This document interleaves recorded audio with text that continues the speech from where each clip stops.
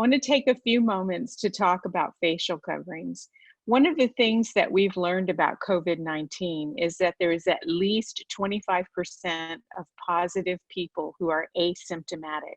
That means that a quarter of the positive people have no symptoms at all. They have no fever, no cough, no sore throat. They don't feel sick. However, they can still transmit the virus to others without knowing it. Wearing a face covering prevents a person from transmitting COVID-19 to others. So I wear my facial covering so that I protect those around me.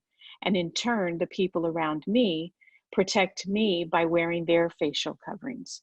The theme of I protect you, you protect me is growing. And when in a room or an area with others, the space itself is safer if we are all wearing facial coverings. On top of that, it prevents you from touching your face regularly, and that's very important in the transmission of COVID-19. The city of Brownsville decided that we needed to aggressively consider mitigation tools. With a high rate of poverty, a high rate of uninsured, and a very high rate of diabetes, our people are at exceptional risk. So we adopted social distancing tools quickly, and we decided to include requiring people to wear a facial covering when they leave their homes and are in areas where social distancing is not possible. For instance, going to the grocery store, or pumping gas, or going to a drive-up to pick up food at a favorite restaurant. Cities and areas that have adopted required facial coverings early on have seen improvement in COVID. And so we unanimously voted to include this tool in our box.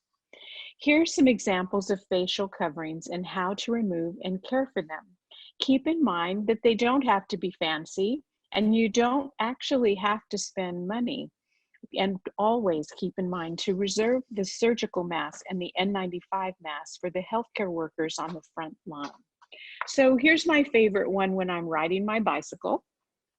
Of course, it's a Great American Rail Trail covering. I like it because when I'm riding alone and no one's around me, I pull it down.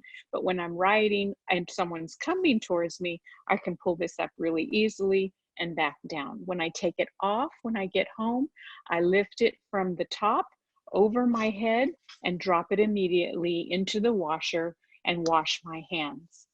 Another kind is my fishing bandana. I didn't spend any money. I don't know if you can see this. It's just a bandana, and it just covers my face like a cowboy when I go to the grocery store. Again, it prevents me from touching my face. It protects those around me. And when I get home, I untie it and drop it in the washer for fast washing, and also wash my hands immediately. Or you can take 2 squares of fabric. I use this as an old blouse that I cut up to make this.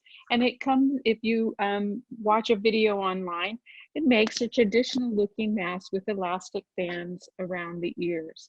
When I get home to take it off, I'm going to lift it off with the elastic bands and toss it in the wash, and again, wash my hands quickly.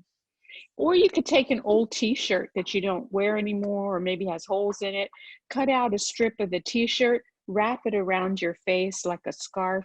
You don't have to be fancy to have it work. Wearing a facial covering, wear a facial covering, because remember, I protect you and you protect me. Thanks, and have a great day.